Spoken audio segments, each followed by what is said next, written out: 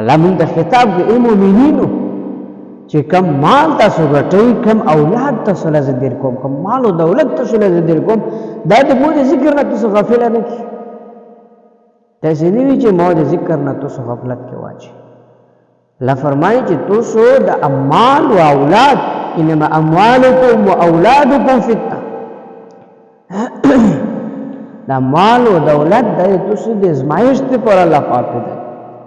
الله چې موږ دنیا ته لګلې یو د مقصد دی پر لګلې یو چې موږ و تاسو الله پاک راځي الله پاک راځي کېدل د موږ و تاسو مقصد دی الله رب العالمین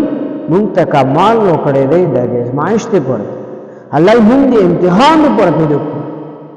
موږ مقصد او عرض مال ګټل نه دي دولت ګټل نه دي موږ په دنیا کې مال ګټو په حلال طریقې به ګټو حلال حرام ته بلوس نه چو موږ کا بچی وی موږ به سي تربيت پیغمبر علیه الصلاۃ والسلام مبارک فرمای چې بچی په پلور باندې درې حق اولنې حق کې دا چې بهترین موت کی نن بچو ته وګور نه بل اورس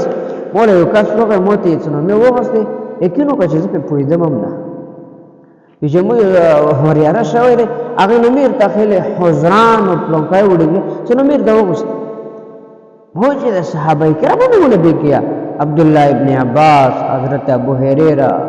حضرت عمر حضرت عبد الله ابن عباس دغه الله رب العالمین موږ تاسو ته مال او دولت دې لپاره نه دی وکړی چې حضرت عثمان غنی رضی الله تعالی عنہ دا الله پاک ډیر مال ورته یو صحابي ولروغه واغه عمر فاروق رضی الله تعالی عنہ امیر المؤمنین خلیفہ نو دغه لروغه ته ورته کولو چې امیر المؤمنین مو په تجارت کې نقصان شوی تاور نه کړی مولا فاروق حکم روکو مولا مال او دولت روکو ځکه مولا پیسې روکو چې ځکه مال او تجارت دوباره شو عمر رضی الله تعالی عنہ ورته فرمایي چې والي غنیمت کې نشته چې زینت ولدیر کم خدا سي وکړ چې کس درته خای غیله لورشه واغه ته مون ما ورلا غوي ټول دي عثمان غنی رضی الله تعالی عنہ یو ته چې غیله لورشه لا واغه ته ویا چې عمر رضی الله تعالی عنہ لګله مخبل حاجت وته نو ویلي دي چې عمر رضی الله تعالی عنہ ته فرمایي چې ټول لوګي ته نه مرو تامیر المؤمنین ته مو د حاجت پورا هغه بهر حال عمر رضی الله تعالی عنہ خبره سره هغه لورو چې الته لورو نو الته په هغه زمانہ کې دا کورونو دی ولونه ټیټ کورونو دی ولونه ټیټ خبره به اورېدې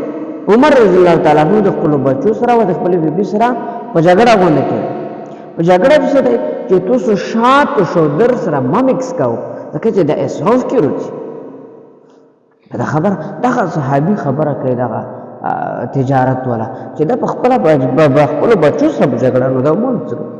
چې هغه هر حال نو غلې اوس یو توار وټ چې واره یو توټ کول بهر شو عثمان رضی الله تعالی عنہ ته فرمایي چې صاحب سه ورته ویلي چې زه مو تجارت کول مو سره ډېر پیسې نو په تجارت کې مې نقصان وشو تاول مې وکړلو نو مولا چې کوم پیسې لوړلې پیسې مې لوړلې او پټه شپږ زره ذکر دوره شوی نو زندګي لارغونه چې مو سره مدد وکړي چې مو خپل وسیله دوباره راوړي ورته ویلي دي چې خروق وکړ هغه واسه کوم مل نشتیاوه کجوره شات شوده درکم نور چې کوم وخت ما آیو له روپو سره ته دا کس وی چې ډیر تعجب نو کړو چې آلته د بیبیونو د بچو سره په جنگ جګړه وو چې شات شوده سره ما مکس کاو او دلته موږ دومره خروق وروبس دا کس ورته وی چې زه دغه لنی مروغله زه دغه راغله یم چې مولا پیسې ورکړي چې په تجارت شروع زه به دوباره تجارت شروع کوم زه چې خپل بچولا او خپل ځان چې په مهنت وکړم نن خو موږ په کوم معاشره ده یو ورځ چې کوم د خزي زنانا او سړی روغ سړی ابل اور پرون خبره ده کوم پرون خبر پرون چې کوم یو کس نن پرنن خبره ورشه غزاولا ته مې چې اجي سره د پرشارو کا چې یو قسم چې کم ډاکټر دې ته لیکل ما چې پیسې نور کاوه څه لیکس ته مې چې پیسې خو ولا ډیر کم کو چې زه یو قسم چې به بور یې کړ اپو چې تو دې کړل بس خلکو یو جوړه سوال دا صحابي لوړ او هغه ته نبی علیه السلام دا عثمان غنی رضی الله تعالی عنہ چې ته دا خوراکو کا ته توله بندوباس نو یو اوخه ولا تیار چې اوخه ولا تیار کړلو اوخ نو دی ولا ورکړو هغه ته چې مو زمون نه دی بوکو بوله پیسې روکا چې زه اشرفي روکا د خو چې کوم سیټا وا مولا چې زه په خپل تجارت شو پر ورته ویلي چې د شپږ زره اشرفي د توخه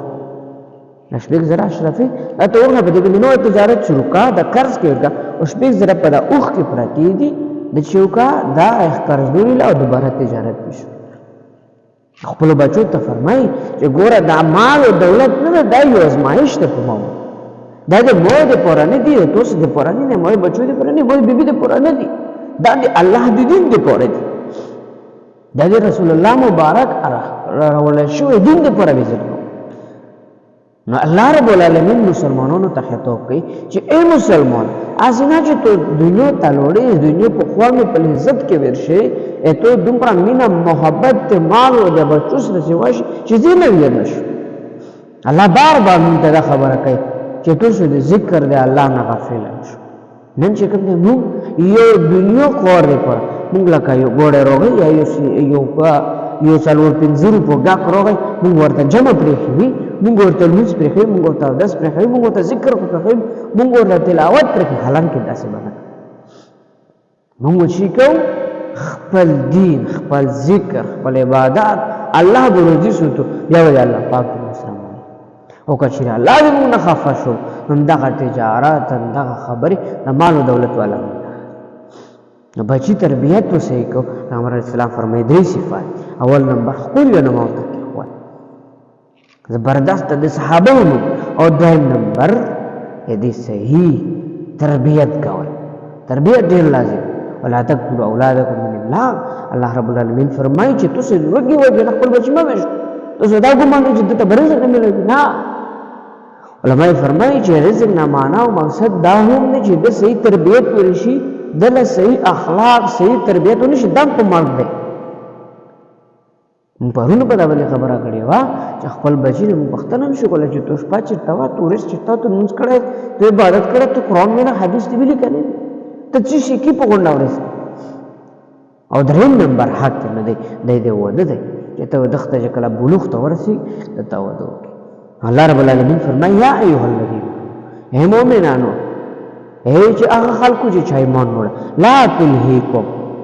غافل نه کی تاسو اموالکم مالون تاسو او اولادکم اولاد تاسو عن ذکر الله ذکر دی الله الله دی یاد نه تاسو غافل نه کی و من يفعل ذلك او چا داسې عمل وکړو چې بچو د مال سره ډیره مینه وکړله زه ته ویر شم فاولئک هم الخاسرون دا خلک چې کوم له نقصان دا خلک به د قیامت پورې زم به تاوان کی الله رب العالمین موږ تاسو نه الله پاک خوشاله کی الله رب العالمین د خپل رضا نصیب کی آمین